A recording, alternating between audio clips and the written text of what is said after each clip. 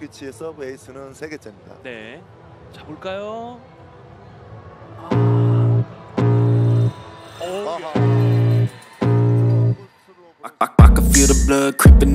Pevoli Indonesia, Megawati Hangestri, berhasil tampil cemerlang dengan membawa Red Sparks meraih kemenangan telak 3-0 atas Korea Expressway Hi-Pass di lanjutan Liga Voli Putri Korea Selatan 2024-2025, Minggu, 3 November 2024.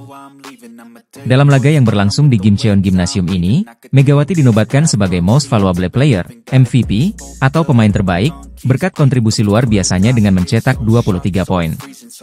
Red Sparks berhasil mengalahkan tuan rumah Hi-Pass dengan skor meyakinkan 3-0, dengan hasil tiap set yaitu 25-22, 29-27, dan 25-21. Megawati tampil sebagai top skor dan menunjukkan statistik mengesankan, dengan keberhasilan serangan mencapai 56% dan efisiensi penyerangan sebesar 41%.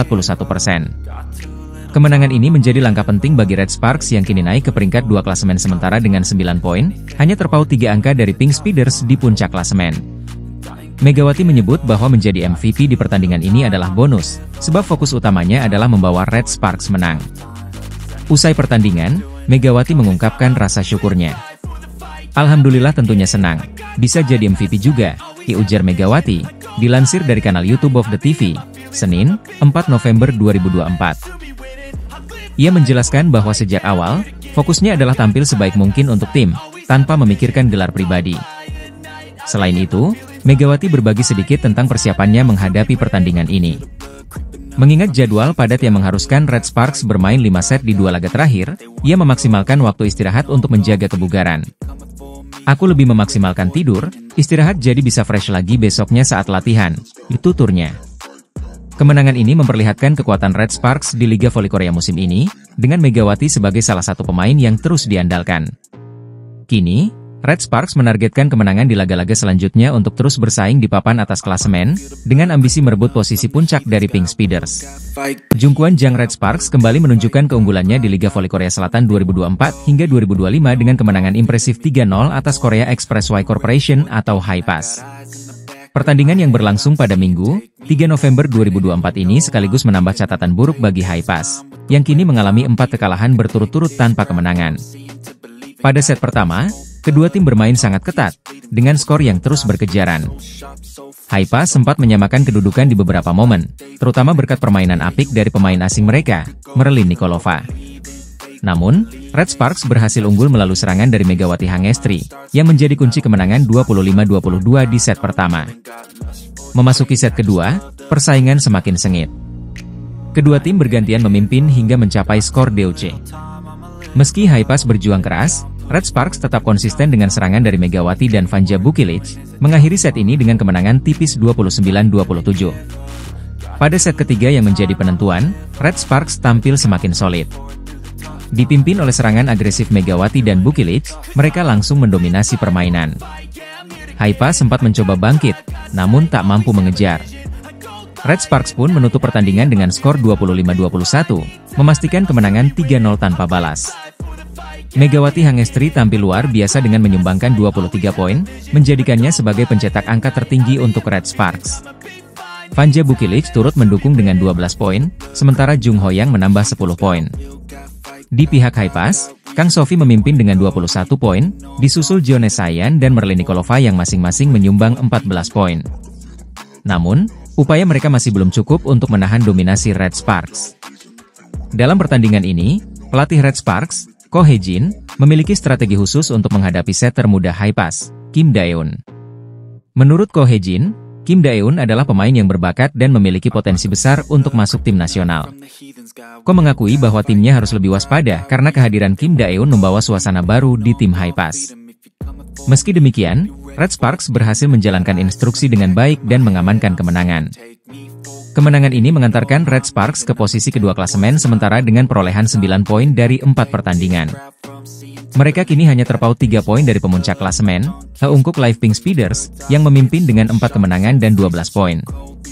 Sementara itu, Hi-Pass masih menjadi satu-satunya tim di divisi putri yang belum mencatat kemenangan, dengan hanya 1 poin dari 4 pertandingan.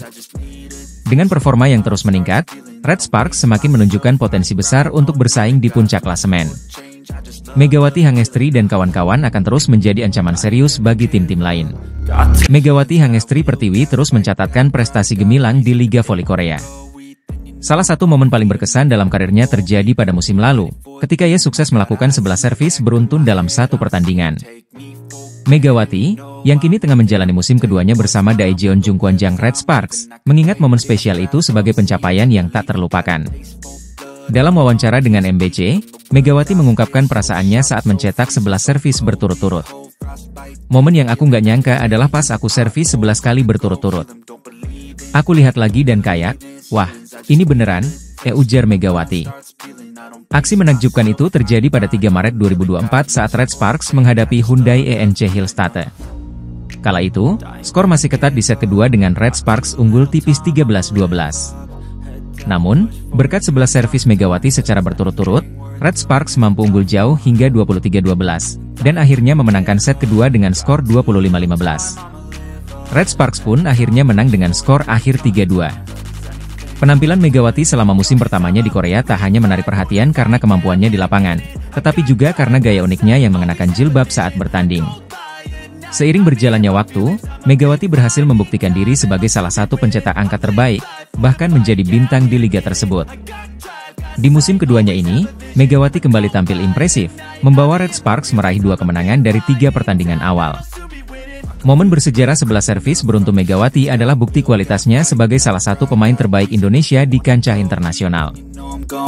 Pada musim lalu, Megawati Hangestri sukses memecahkan rekor bersama Red Sparks di Liga Voli Korea. Pemain asal Indonesia ini berhasil membawa Red Sparks ke playoff setelah penantian 7 tahun, bahkan mencetak 7 kemenangan beruntun, rekor yang terakhir tercatat 15 tahun silam. Keberhasilan Megawati tak hanya terasa di lapangan, tapi juga memengaruhi popularitas liga.